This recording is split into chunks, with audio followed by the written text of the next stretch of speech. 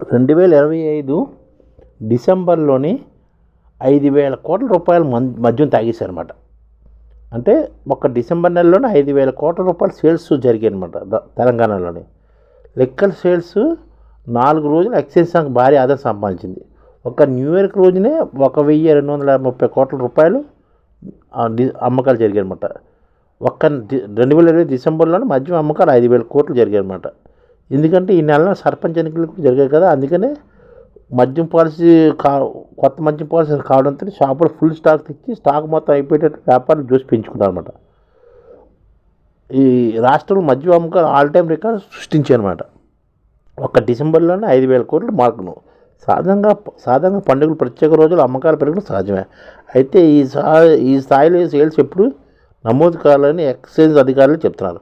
ఒకవైపు new year kick కాగా ఇంకోవైపు సర్పంచ్ ఎన్నికలు కూడా వచ్చాయి. కొత్త మద్యం పాలసీ కూడా డిసెంబర్లో మొదలు కావడంతో డిపోల నుంచి ఎప్పటికప్పుడు స్టాక్ బయటకు వెళ్ళడంతో ఎక్సైజ్ శాఖకు ఏడాది కిక్కు మంచి లభించింది.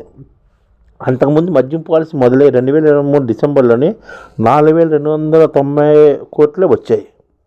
2025 డిసెంబర్ చివరి 4 రోజులు లిక్కర్ సేల్స్ ఊరందుకున్నాయి. ఈ 4 రోజుల్లో సుమారు 1,200 కోట్ల రూపాయల అమ్మకాలు జరిగాయి అన్నమాట. డిసెంబర్ 27 నుంచి 30 అర్ధరాత్రి వైన్ షాపులు చేరిన మద్యం బాటిల్ విలువ చూస్తే ఈ విషయం స్పష్టమవుతుంది. క్షణం తీరిక లేకుండా కౌంటర్ నడవడంతో కోట్ల రూపాయల వ్యాపారం జరిగింది. పాత సంవత్సరం గుడ్ బై చేస్తూ కొత్త సంవత్సరం స్వాగతం పలికేందుకు యువత వజ్రపై పెద్ద ఎత్తున పాటలు చేసుకోవడంతో బీళ్లు, విస్కీలు, ప్రీమియం బ్రాండ్ల సేల్స్ ఆకాశం తాగాయి. 28న 182 కోట్లు, 29న 282 కోట్లు, 30న 375 కోట్లు, 31న 400 కోట్ల పైచులు మద్యం విక్రయం జరిగింది. డిపో నుంచి వైన్ షాప్ చేరిందన్నమాట. ప్రభుత్వం అర్ధరాత్రి దాకా మద్యం అమ్మకాల అనుమతితో డిసెంబర్ 31 రాత్రి ప్రత్యేక ఈవెంట్ పర్మిషన్ ఇవ్వడంతో సేల్స్ అమాంతంగా పెరిగాయన్నమాట. ఈసారి డిసెంబర్ నెలలో అమ్మకాలు స్థాయిలో చేయడంతో న్యూ ఇయర్తో పాటు రాష్ట్ర వ్యాప్తంగా జరిగిన సర్పంచ్ ఎన్నికలు కూడా కారణమే. పల్లెల్లో పోరు రసవత్తంగా సాగిన అభ్యర్థులు ఓటర్లకు రసనం చేసుకుని మద్యం నీళ్ళలో ఖర్చు చేశారు. నామినేషన్ ఘట్టం నుంచి ఫలితాలు వచ్చే వరకు గ్రామాల్లో విందులు, వినోదాలు జోరుగా సాగడం, దావతుల పేరుతో భారీగా మద్యకు కొనుగోలు చేయడంతో మద్యం డిపోలు వెంటనే ఖాళీ అయ్యాయి.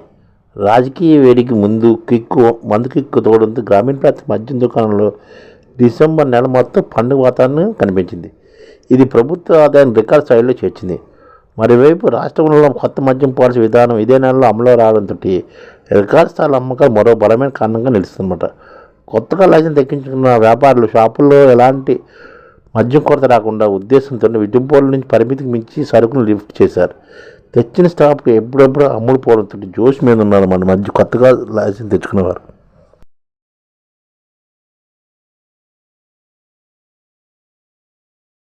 ఈ ఛానల్ ముఖ్య ఉద్దేశం ఏంటంటే మన తెలుగు రాష్ట్రాల్లో 1 కోటి మందికి సంఘటిత రంగాల్లో ఏ విధంగా ఉద్యోగాలు ఇవ్వవచ్చు, కనీస నెల జీతం 30,000 వరకు ఏ విధంగా ఇవ్వవచ్చు, ఏ విధంగా చేస్తే ఉద్యోగాలు సృష్టించబడతాయో వివరిస్తూ ఈ ఛానల్లో వీడియోలు వస్తాయి.